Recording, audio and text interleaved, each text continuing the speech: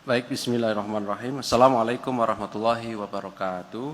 Selamat sore teman-teman semuanya. Terima kasih kehadiran pada sore hari ini.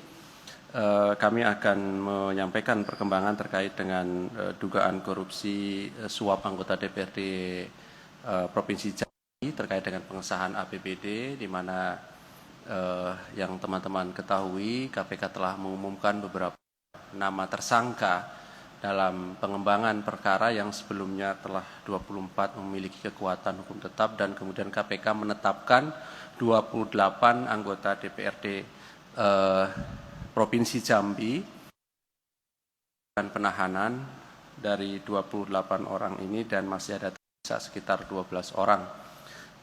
Tentu nanti proses penyidikan masih terus dilakukan. 12 akan disampaikan di lain kesempatan. Sore hari ini satu orang anggota DPRD Provinsi Jambi kami lakukan penahanan, dan nanti konstruksi perkaranya akan disampaikan secara lengkap oleh Pak Asep selaku pelaksana tugas Deputi Penindakan. Kami ingin sampaikan permohonan maaf pimpinan tidak bisa hadir di tengah-tengah kita karena masih ada agenda yang harus diselesaikan pada sore hari ini. Baik, kami silahkan Pak Asep untuk menyampaikan perkembangan dari perkara dimaksud. Terima kasih Mas Ali Fikri.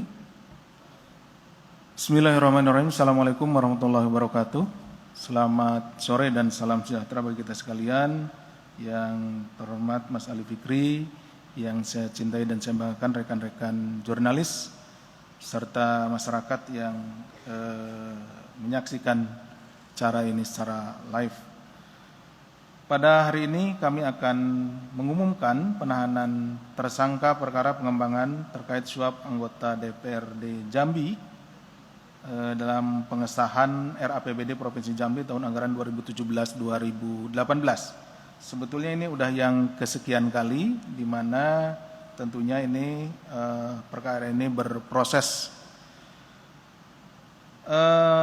Kami menyampaikan perkembangan lanjutan dari penyidikan perkara suap yang diterima para anggota DPRD Provinsi Jambi periode 2014-2019 terkait pengesahan RAPBD Provinsi Jambi tahun anggaran 2017-2018. Dalam perkara ini sebelumnya KPK telah menetapkan dan mengumumkan tersangka sebanyak 24 orang, mulai dari gubernur pada saat itu sampai dengan swasta dan juga beberapa anggota DPR tentunya. Ke-24 tersangka tersebut saat ini putusan pengadilannya telah dinyatakan berkekuatan hukum tetap. Kemudian mencermati dan menindaklanjuti berbagai fakta hukum dalam persidangan dengan terpidana saudara ZZ dan kawan-kawan, KPK kemudian memulai penyelidikan dan berlanjut ke tahap penyidikan dengan menetapkan dan mengumumkan sebanyak 28 anggota DPRD Provinsi Jambi periode 2014-2019, di mana dari 28 tersebut 16 diantaranya termasuk yang hari ini telah dilakukan penahanan, dan ada sekitar 12 anggota DPR lainnya yang masih menunggu proses penyidikan. Terkait dengan kebutuhan penyidikan, tim penyidik pada hari ini menahan satu orang tersangka, yaitu saudara MU, dengan masa penahanan pertama untuk 20 hari ke depan, terhitung tanggal 16 Mei 2023 sampai dengan 4 Juni 2023 di rutan KPK pada Pondam Jaya, Guntur. Seperti tadi telah kami sampaikan bahwa dalam perkara ini masih ada 12 orang tersangka yang belum ditahan dan prosesnya masih dalam proses atau dalam tahap penyidikan.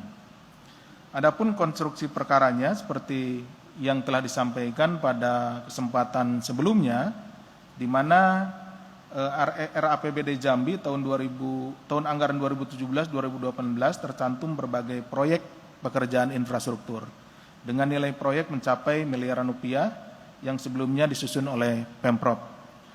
Untuk mendapat persetujuan RAPBD dari DPRD Jambi, maka tersangka NU yaitu yang menjabat sebagai anggota DPRD Jambi periode 2014-2019 meminta sejumlah uang dengan istilah ketok palu. Jadi ada persetujuan, tadinya diajukan oleh pihak eksekutif, kemudian diajukan ke legislatif, dan untuk persetujuannya meminta sejumlah uang. Nah, istilahnya uang ketok palu. Dengan permintaan tersebut, Saudara JZ selaku gubernur pada saat itu melalui orang kepercayaannya, Saudara PS yang berprofesi sebagai pengusaha menyiapkan dana sekitar 2,3 miliar. Jadi proyeknya nanti akan dilaksanakan oleh yang membiayai tadi, Saudara PS ya, karena dia mengusahakan uang untuk ketok palu. Mengenai pembagian uang ketok palu disesuaikan dengan posisi dari para tersangka di DPR. Besaran nilainya antara 100 sampai dengan 400 juta. Akan ada anggota, kemudian juga ada ketua. Itu berbeda-beda ya. Tadi nilainya antara 100 sampai dengan 400. Kemudian mengenai teknis pemberiannya, Saudara PS tadi pengusaha yang diduga menyerahkan 1,9 miliar pada Saudara EH dan Saudara ZA sebagai perwakilan dari tersangka NU, salah satu yang mendapat bagiannya adalah tersangka NU tersebut. Besaran uang yang diterima oleh Saudara NU yaitu sebesar 200 juta rupiah. Dengan pemberian uang dimaksud, selanjutnya RAPBD tahun anggaran 2017 dan 2018 disahkan. Jadi setelah mendapat uang ketok palu, setelah terbagi, kemudian disahkan.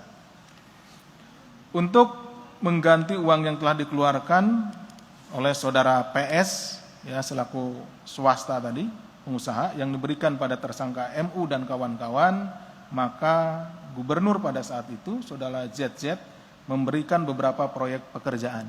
Jadi sistemnya ijon ya, mengeluarkan dulu sejumlah uang, kemudian setelah diketok palu, setelah disetujui, baru dia mendapatkan beberapa proyek untuk mengganti uang yang telah dikeluarkannya. Terhadap tersangka disangkakan melanggar pasal 12 huruf A atau pasal 11 Undang-Undang Republik Indonesia nomor 31 tahun 99 tentang pemberantasan tindak pidana korupsi sebagaimana telah diubah dengan Undang-Undang nomor 20 tahun 2001 tentang perubahan atas Undang-Undang nomor 31 tahun 1999 tentang pemberantasan tindak pidana korupsi. Junto pasal 55 ayat 1 ke 1 KUH pidana. Itu yang bisa kami sampaikan terkait dengan penahanan pada sore hari ini. Terima kasih. Wassalamualaikum warahmatullahi wabarakatuh. Kami kembalikan kepada Mas Ali. Waalaikumsalam warahmatullahi wabarakatuh. Terima kasih Pak Asep. Jadi satu orang ditahan sampai tanggal 4 Juni 2023 di rutan KPK pada Pom Dam Jaya Guntur. Dan tentu penyelesaian perkara ini merupakan bagian dari komitmen KPK untuk terus menuntaskan setiap perkara. Jadi siapapun yang bisa dipertanggungjawabkan secara hukum tentu kami bawa pada proses persidangan. Sekalipun kemarin ada beberapa pertanyaan dari teman-teman kenapa ini perkara yang sudah cukup lama kemudian baru diselesaikan. Ya tentu ini pengembangan terus dilakukan sesuai dengan fakta persidangan yang kemudian menjadi fakta hukum.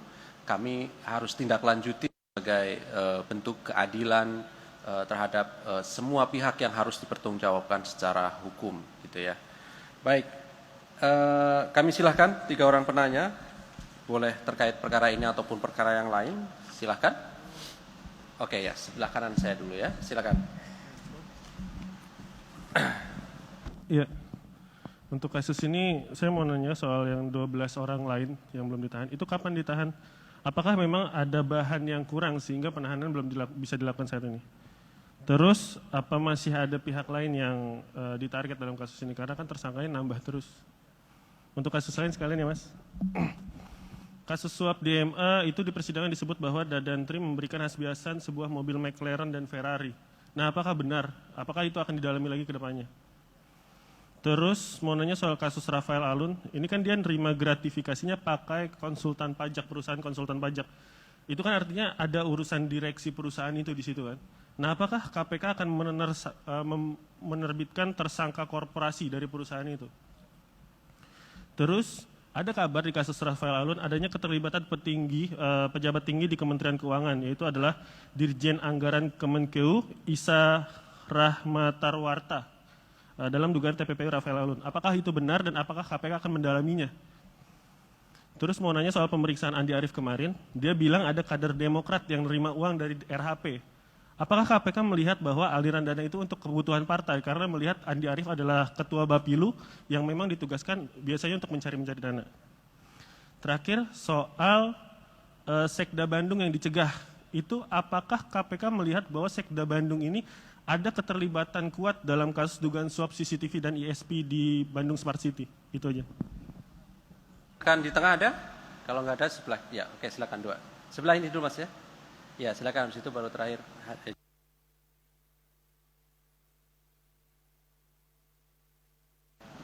Waalaikumsalam, belum hidup Mas. Diganti. Assalamualaikum warahmatullahi wabarakatuh. Sore Pak Asep, Pak Ali, saya izin bertanya. Namanya siapa Mas? Saya Rizky dari Mas Emira.com. Rizky, ya.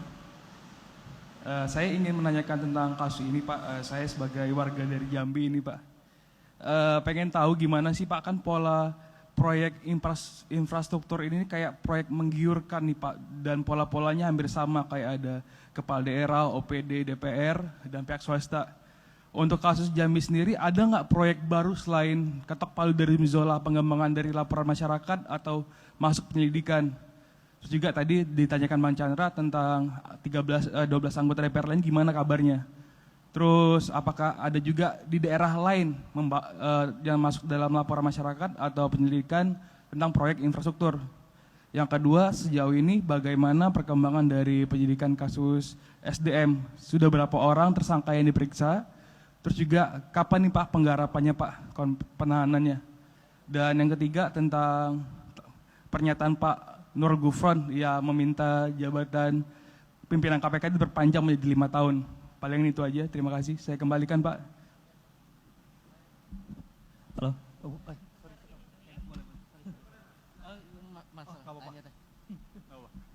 Bang Ali, mohon izin, Anda dari Metro TV. Pertanyaan pertama terkait dengan Andi Pramono, sejauh ini sudah seperti apa sih update-nya? Apakah Andi Pramono kemarin sudah ditetapkan menjadi tersangka? Apakah selanjutnya nanti akan ditahan atau seperti apa? Yang pertama. Terus yang kedua, sampai sejauh ini kan sepan sudah banyak tuh pejabat-pejabat yang diperiksa terkait dengan LHKPN. Apakah selanjutnya nanti juga akan dipanggil, termasuk yang kemarin juga Kadinkes Lampung, kemudian lanjutkan juga dengan beberapa kasus-kasus lainnya? Itu aja Bang Ali, terima kasih. Selamat sore Pak Ali, Pak Asep. Saya Hedi dari Kumparan. Ini memperjelas aja pertanyaan-pertanyaan sebelumnya.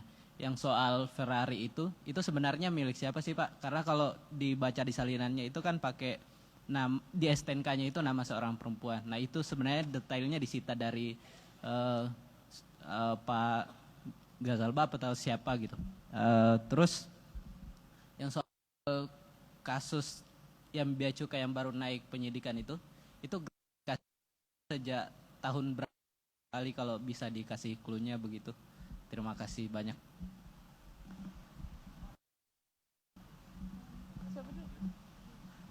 Tes. Terima kasih Pak Ali, saya Jamal dari Remol. Ini pertanyaan untuk Pak Asep. Tadi saya sempat doorstop saksi kunci kasus Bea Cukai Andi Pramono, itu namanya Iksanuddin.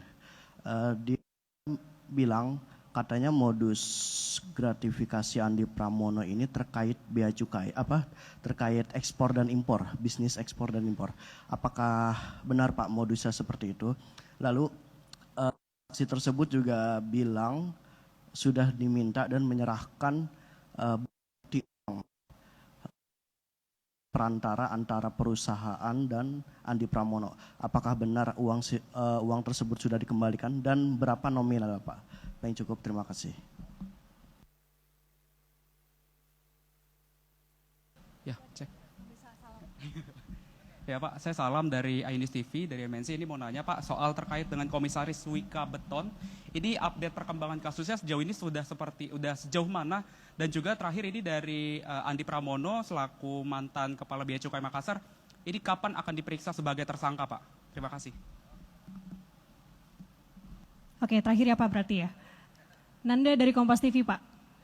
Izin tanya Pak Ali, cuma satu pertanyaan saja. Terkait hari ini katanya informasinya ada 3 orang pajak yang dipanggil untuk pemeriksaan. Ini terkait alun atau LHKPN Pak. Itu saja, terima kasih. Baik, terima kasih ya. Saya kira cukup 5 orang. Oh iya, 5 orang penanya ya. Oh lebih, 6. Terima kasih atas responnya. Silakan Pak Asep untuk memberikan tanggapan atas beberapa pertanyaan dari teman-teman. Baik, terima kasih Mas Ali, terima kasih rekan-rekan sekalian atas pertanyaannya. Nanti yang bisa kami sampaikan di sini yang kebetulan datanya kami miliki akan kami sampaikan. Kemudian nanti yang kira-kira datanya ada di tempat lain atau tidak kami miliki nanti bisa kami sampaikan belakangan. Baik, pertama dari Mas Chandra terkait dengan 12 orang lainnya, apa yang masih kurang dan yang lain-lainnya. Jadi seperti tadi di awal disampaikan oleh Mas Ali Fikri bahwa ini berproses. Jadi di dalam penyidikan kemudian juga ditemukan fakta-fakta baru sehingga menjadi fakta hukum. Kemudian kita telusuri lagi dan menjadi perkara baru tentunya. Begitupun juga pada saat penuntutan. Nah di samping itu juga mengingat ini begitu banyak tersangkanya 28 ditambah yang terakhir itu 24 dengan 28, jadi tentunya memerlukan sumber daya yang cukup besar sehingga penanganannya dibagi-bagi menjadi beberapa bagian. Nah, ini sebetulnya yang hari ini kita lakukan penahanan adalah bagian dari yang 6 kemarin. Itu ya, ini satu klaster gitu ya. Itu seperti itu. Jadi tidak ada pengecualian misalkan yang 12 ini dibelakangkan karena ada apa-apa atau yang ini didahulukan karena ada apa-apa, tidak. Karena memang kita melaksanakan proses baik penyidikan maupun penuntutannya berjalan sesuai dengan yang telah kita rencanakan. Kemudian terkait dengan pemberian suap ya di Mahkamah di MA, yaitu dari saudara DTY yang memberikan sebuah mobil kepada saudara HH, itu nanti sedang kita dalami. Ya memang di persidangan disampaikan selain dari mobil MC ada juga mobil Force dan yang lain-lainnya. Nanti sedang kita dalami itu pemberiannya kapan, kepada siapa, di mana, termasuk tadi juga menjawab pertanyaan Mas Hedi ya, itu atas nama perempuan, mobilnya itu bagaimana kondisinya, bagaimana kaitannya, itu yang sedang kita dalami. Bagaimana keterkaitan antara kendaraan tersebut dengan para pihak, dalam hal ini pemberi dan juga penerima, seperti itu. Kemudian terkait dengan saudara RAT, di mana ada perusahaan atau ada beberapa perusahaan yang telah kami sampaikan sebelumnya bahwa subjek hukum itu tidak hanya orang tetapi juga korporasi. Tergantung nanti hasil daripada penyidikan maupun penuntutan, kita melihat bahwa memang korporasi itu dijadikan sebuah alat, ya tentunya kita akan menetapkan korporasi sebagai subjek dari tindak pidana, atau kita akan menetapkan korporasi menaikkan korporasinya. Kemudian masih terkait dengan RAT, ada beberapa pihak termasuk tadi disebutkan di Kementerian, tentunya bagaimana kami sampaikan juga bahwa siapapun kemudian bekerja dimanapun, tentunya kita akan telusuri. Apabila ada keterkaitan dengan tindak pidana yang dilakukan oleh orang-orang yang saat ini sedang kita lakukan penyidikannya, maka terhadap person tersebut akan kita minta keterangan atau akan kita dalami seperti apa perbuatan-perbuatannya, dan bila kita menemukan adanya fakta-fakta hukum yang terkait dengan tindak pidana korupsi, tentunya kita akan juga melakukan upaya penegakan hukum. Kemudian terkait dengan pemeriksaan masih dalam perkaranya RHP ya, Riki Ham Pagawak dikaitkan dengan adanya aliran dana ke beberapa tempat, termasuk di dalamnya tentunya ada partai politik yang tadi disebutkan. Itu kami juga sudah menyampaikan beberapa kali bahwa kemanapun aliran dana hasil korupsi itu mengalir, kita akan melakukan apa yang disebut dengan follow the money. Kita akan mengikuti dan akan kita sita, karena uang hasil korupsi itu harus dikembalikan kepada negara, termasuk dalam konteks aset recovery tentunya. Jadi kita akan terus menggali, kita akan terus mencari, dan kita akan terus mengklarifikasi setiap orang ataupun badan hukum dan yang lainnya terkait dengan aliran dana yang dimungkinkan berasal dari tindak pidana korupsi. Kemudian terkait dengan Sekda Bandung ya, tadi juga ditanyakan, diperiksa, kemudian juga dan yang lain-lainnya. Tentunya apabila nanti ditemukan tindakan-tindakan atau fakta-fakta hukum adanya tindak pidana korupsi terkait dengan yang bersangkutan, tentunya kita akan dalami terus, dan tidak ada kita melakukan diskriminasi. Kalau yang perlu kita tindak lanjuti, kita akan tindak lanjuti. Kemudian dari Mas Rizky, ini terkait dengan proyek-proyek infrastruktur. Proyek infrastruktur sebelum dari ini juga beberapa minggu yang lalu kita menahan terkait dengan proyek jalan ya. Proyek jalan itu di Lingkar Duri ya, di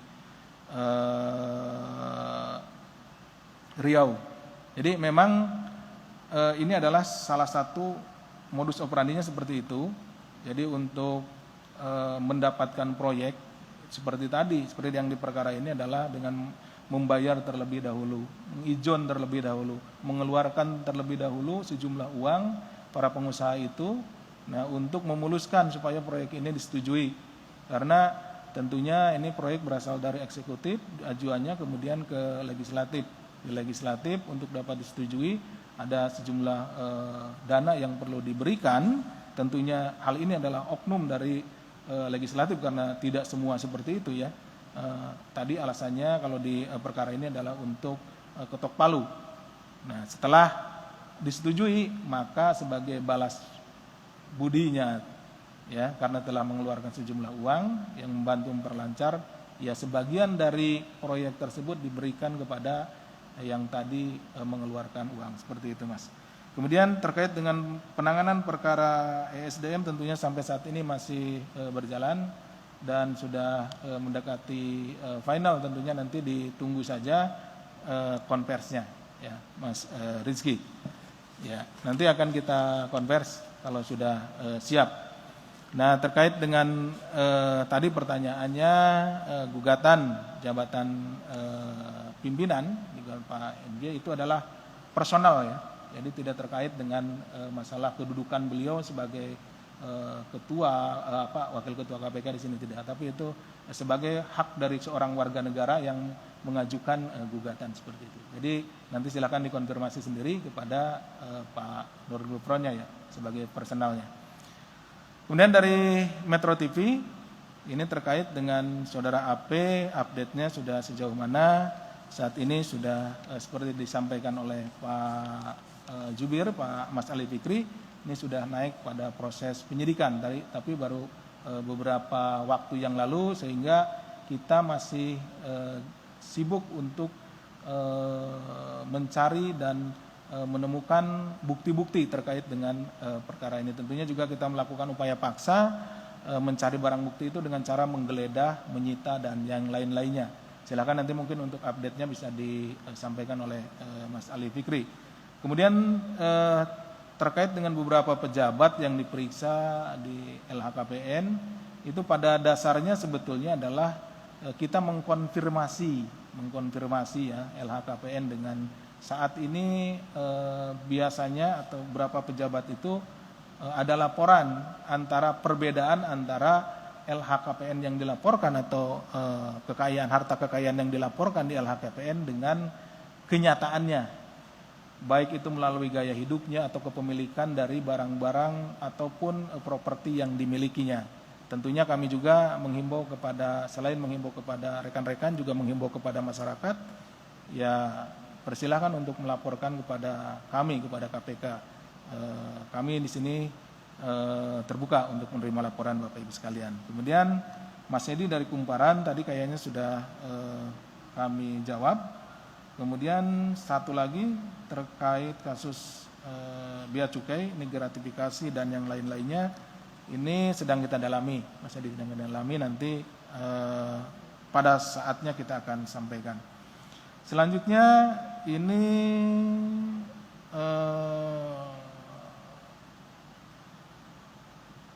ini terkait dengan saudara AP juga sudah kami sampaikan. Jadi perkembangannya saudara AP masih sudah naik penyidikan tetapi masih dalam tahap awal sehingga kami masih mengumpulkan bukti-bukti. Kemudian ini komisaris satu badan usaha, ini terkait dengan perkara MA. Jadi dalam untuk perkaranya sendiri ini sudah naik penyidikan dan sudah diumumkan oleh Pak Zubir. Ditunggu saja rekan-rekan, ini juga sudah mendekati final karena pemenuhan unsurnya itu juga pengembangannya ada pada tahap selain dari penyidikan kemudian juga di penuntutan. Kemudian untuk saudara AP kapan diriksa sebagai tersangka, ya rekan-rekan mohon bersabar, mohon ditunggu karena kami tentunya harus mengumpulkan dulu bukti-bukti dari para saksi dan bukti-bukti yang lainnya baru kita memanggil orang yang diduga tersangka itu.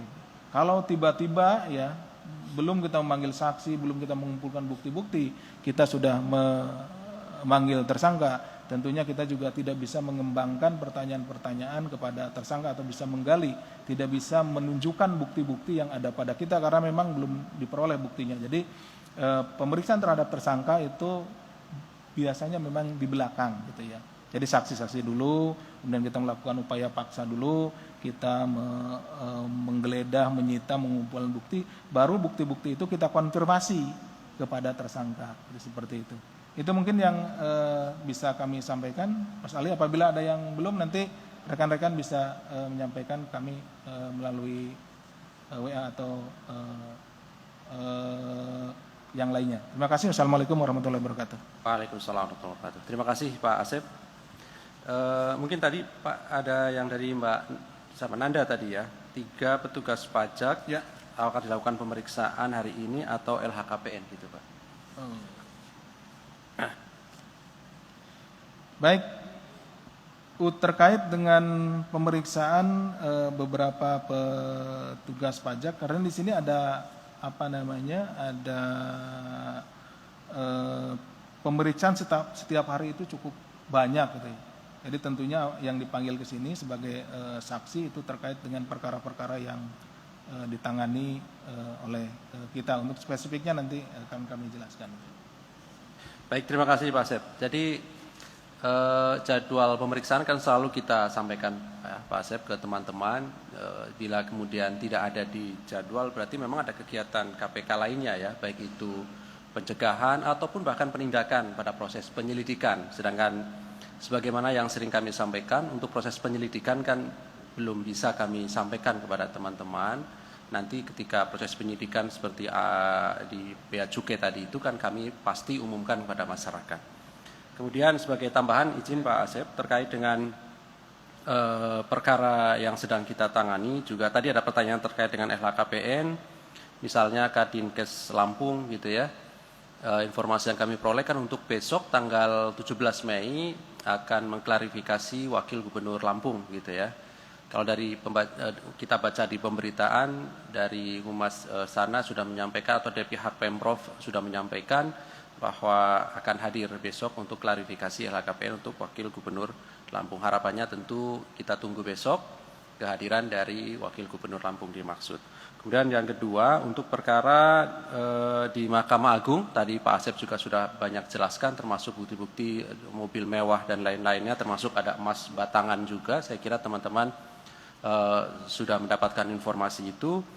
Besok juga diagendakan untuk melakukan pemanggilan terhadap pihak yang ditetapkan sebagai tersangka, 2 orang, untuk hadir di Gedung Merah Putih KPK. Tentu sekali lagi KPK berharap kooperatif hadir, karena disitulah kesempatan pihak-pihak dimaksud dapat menyampaikan langsung di hadapan tim penyidik KPK, yang mana nanti tentu pada gilirannya sebagai bahan pembelaan ketika nanti berproses persidangan. Baik, ada lagi? Kalau tidak ada, saya kira cukup ya teman-teman. Terima kasih kehadiran pada sore hari ini. Terima kasih Pak Asep. Kami akhiri. Assalamualaikum warahmatullahi wabarakatuh.